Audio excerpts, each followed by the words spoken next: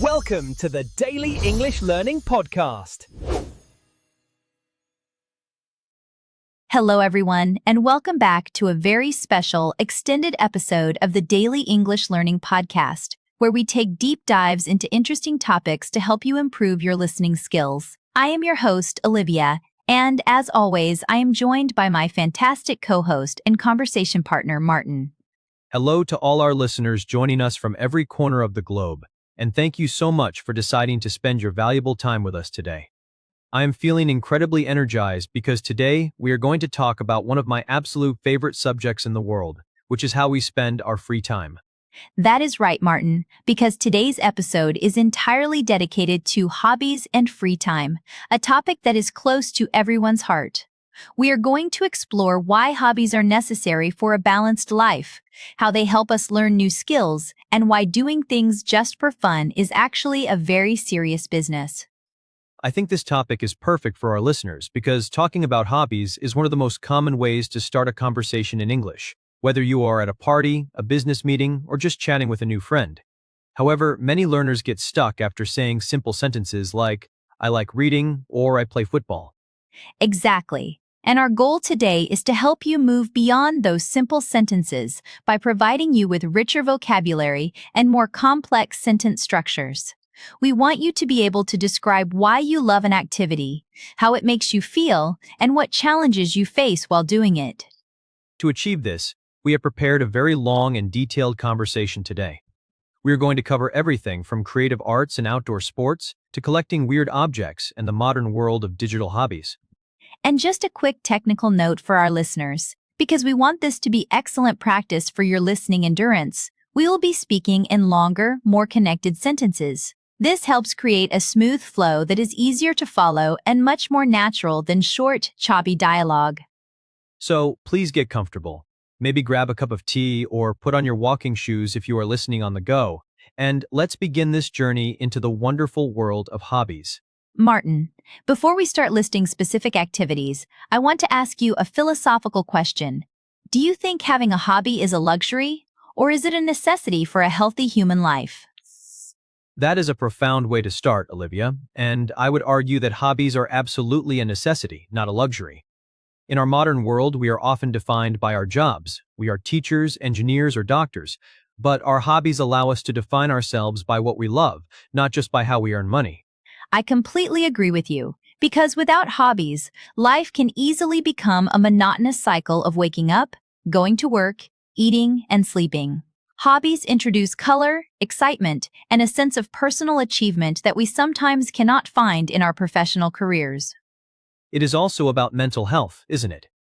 When you are focused on a hobby, whether it is knitting a scarf or fixing an old car engine, your brain enters a state of relaxation because you are not worrying about your boss, your bills, or the news.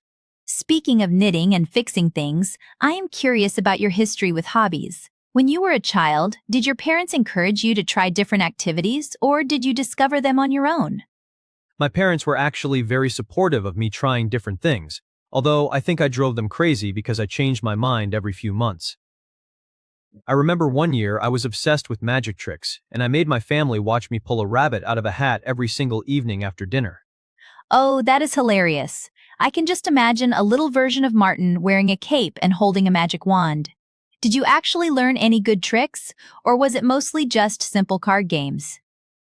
It was mostly simple card tricks and disappearing coins, but looking back, I realized that hobby taught me confidence and public speaking skills because I had to perform in front of an audience, even if the audience was just my mom and dad.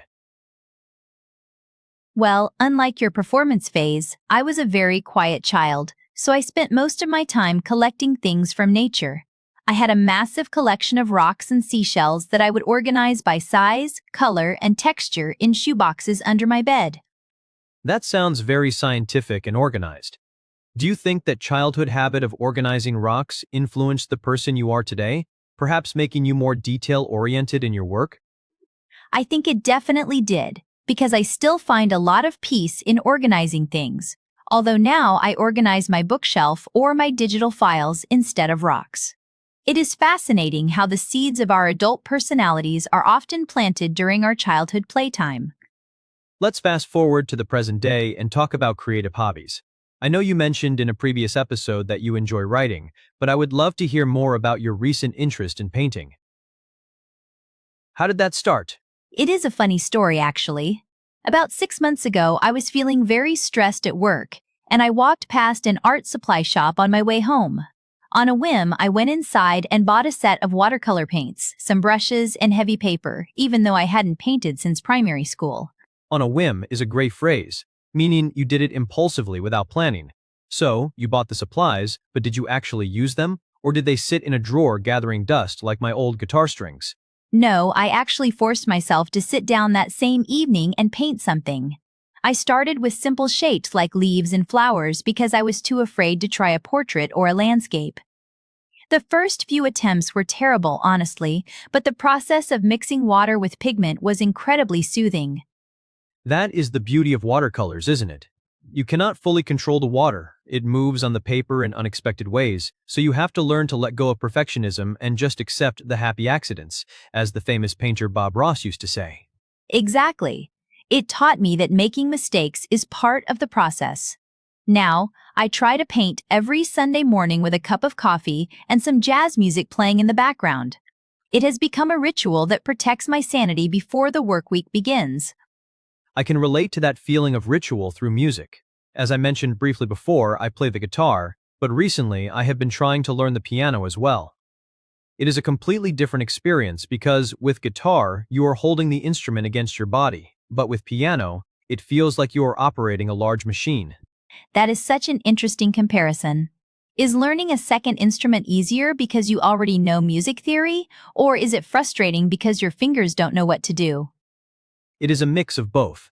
My brain understands the chords and the rhythm, but my left hand is very clumsy. It is frustrating to know how the song should sound, but not be physically able to produce it yet. It requires a lot of patience and repetitive practice, which is not my strong point. But that struggle is good for the brain, right? They say that learning a musical instrument is one of the best workouts for your brain because it engages both hemispheres at the same time. Yes, and there is nothing quite like the feeling when you finally master a song after weeks of practice. It gives you a rush of dopamine and a sense of accomplishment that is very addictive. Had you ever tried writing your own songs, or do you stick to playing existing music? I cannot play an instrument to save my life, so I stick to writing stories. Writing is my main creative outlet. I love creating characters and putting them in difficult situations just to see how they will react. It is like playing God in a small, fictional universe. Do you ever let anyone read your stories, or are they strictly for your eyes only? I ask because many people have secret hobbies that they are too shy to share with the world. For a long time, I was terrified of showing my work to anyone. But recently, I joined an online writing group where we swap stories and give each other feedback. It was scary at first, but receiving constructive criticism has made me a much better writer. That is a huge step. Joining a community is often the best way to sustain a hobby. When you have other people encouraging you and holding you accountable, you are much less likely to quit when things get difficult. Let's move our bodies a little bit, metaphorically speaking, and talk about physical hobbies. I know we spend a lot of time sitting in front of computers, so having an active hobby is crucial. Martin, I've heard you mention cycling. Is that your main sport? Yes, cycling has become my primary physical activity over the last few years. There is a sense of freedom when you are on a bike that you just don't get from running or going to the gym. When I am riding down a country lane with the wind in my face, I feel like a kid again. Do you cycle for speed and fitness, wearing all that tight lycra clothing? Or is it more about leisurely exploration and enjoying the scenery? I am definitely somewhere in the middle. I do wear the padded shorts because, let's be honest, bicycle seats are very uncomfortable after an hour. But I am not racing against anyone. I usually pick a destination, maybe a cafe in a neighboring village, and ride there to have a coffee and a slice of cake before riding back. Cycle to eat, that is a fitness philosophy I can fully support. I am not much of a cyclist because I am afraid of traffic, but I have really gotten into hiking and trekking recently. Hiking is fantastic because it requires almost no equipment, just good shoes and a water bottle. Do you prefer hiking in deep forests, or do you like climbing up hills to get a view? I love the challenge of climbing a hill, My legs burn, my lungs scream for air, and I sweat buckets. But the moment I reach the summit and see the landscape stretching out for miles, all the pain disappears. It changes your perspective on your problems. Everything seems small when you are looking down from a mountain. That is poetic, Olivia. I also find that nature has a way of resetting our internal clocks. When you are hiking, you are not looking at your phone every 5 minutes. You are looking at trees, birds, and the path ahead. Exactly. Another outdoor hobby I have been trying with mixed results is gardening. I have a small balcony, and I am trying to grow tomatoes and herbs. Gardening is a very popular hobby, especially since the lockdowns a few years ago. People really wanted to connect with nature. How are your tomatoes doing? Are they surviving? Well, it turns out that keeping plants alive is harder than it looks. My first batch of tomatoes died because I watered them too much. I literally drowned them with love. But my basil and mint are doing very well, so I have unlimited fresh herbs for my cooking. That is a success in my book. Gardening teaches us patience and acceptance of failure. Sometimes nature just doesn't cooperate, and you have to try again next season. Have you ever tried any team sports? I know some people play football or basketball on weekends to socialize. I used to play five-a-side football with some colleagues from my old job every Thursday night. It was great fun, mostly because we were all terrible at it. It wasn't about winning, it was about running around for an hour and then going to the pub afterwards to laugh about our mistakes. The social aspect of team sports is undeniable. It builds camaraderie. But I think as we get older, it becomes harder to organize 10 people to show up at the same time and place every week. That is very true. Adult scheduling is the enemy of team sports. That is why individual hobbies like running, swimming, or cycling are easier to maintain. You can do them whenever you have free time. We cannot talk about hobbies in the 21st century without mentioning technology. Video games, for example, used to be seen as something only for children, but now the average gamer is in their 30s. Martin, do you play? I do play video games occasionally. I enjoy open-world games where you can explore a vast digital landscape, complete quests, and discover secrets. For me, it is an interactive form of storytelling, similar to reading a book, but with more agency. I agree.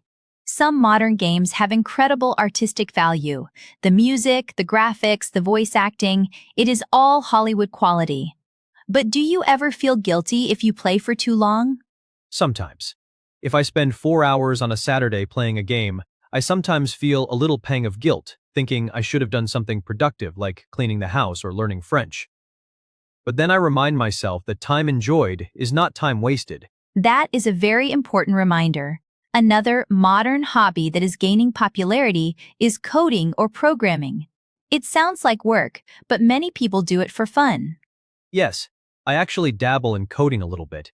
I bought a Raspberry Pi, which is a tiny, cheap computer, and I've been trying to program it to do simple tasks, like turning on a light when I enter the room. It appeals to the puzzle-solving part of my brain. That sounds incredibly complex to me, but I can see the appeal. It is like digital Lego blocks. You are building something functional out of code. Let's switch gears to something more traditional, collecting. We talked about your rock collection as a child, but do you collect anything now? I try not to collect physical objects because I live in a small apartment and I hate clutter. However, I have a friend who collects vintage typewriters. He has about 20 of them, and he spends his weekends cleaning and repairing them. Typewriters are beautiful machines. The mechanical engineering inside them is fascinating. I have a small collection of vinyl records. I am not a serious collector who spends thousands of dollars on rare editions, but I love browsing through secondhand shops to find old jazz or rock albums. There is something ritualistic about vinyl, isn't there? Taking the record out of the sleeve, placing it on the turntable, dropping the needle. It forces you to listen to the whole album, unlike streaming where we skip songs every 30 seconds. Exactly. It slows down the consumption of music. It makes music an activity rather than just background noise.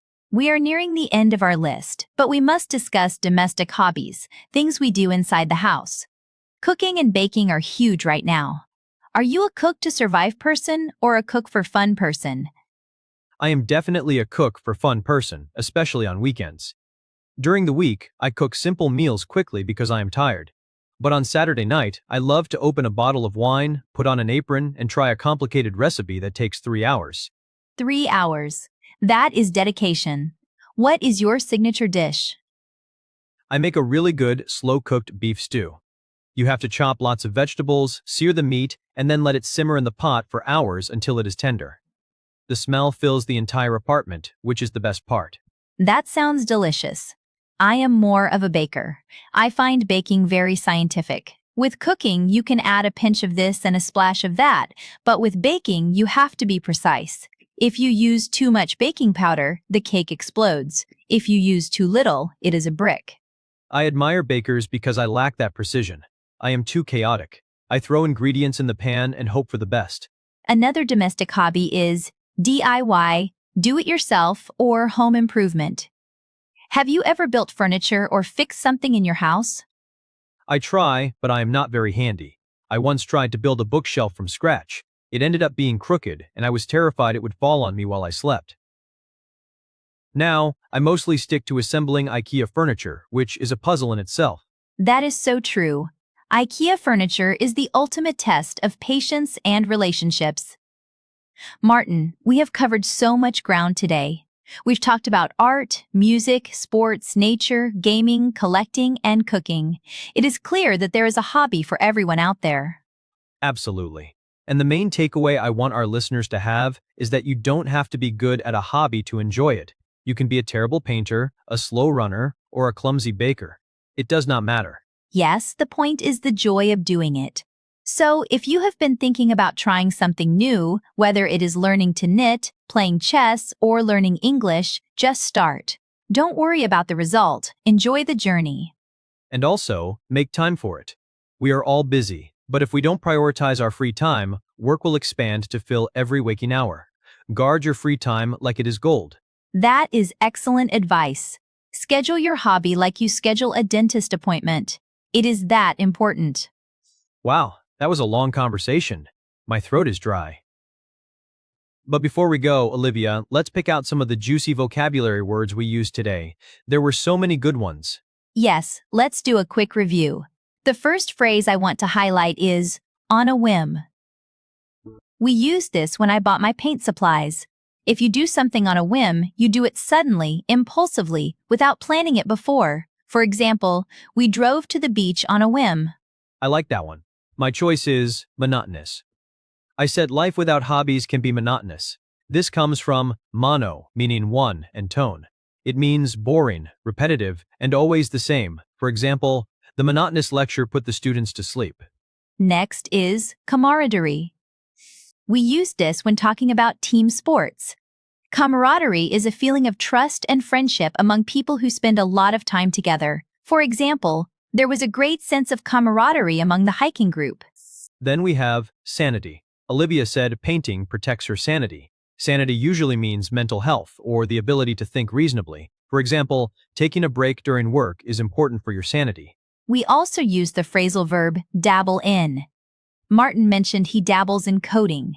To dabble means to do an activity casually, not seriously or professionally. For example, she likes to dabble in photography on weekends.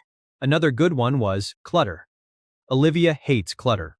Clutter is a mess of objects that are not organized and take up space. For example, his desk was covered in clutter.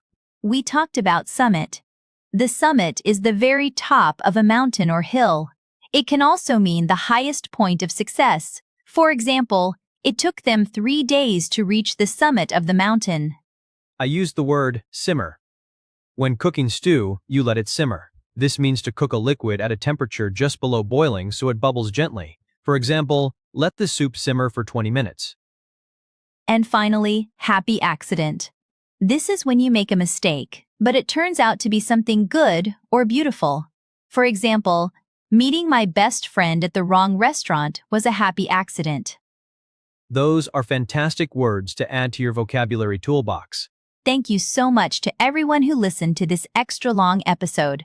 We hope it was helpful for your listening endurance. Please let us know in the comments what your hobbies are.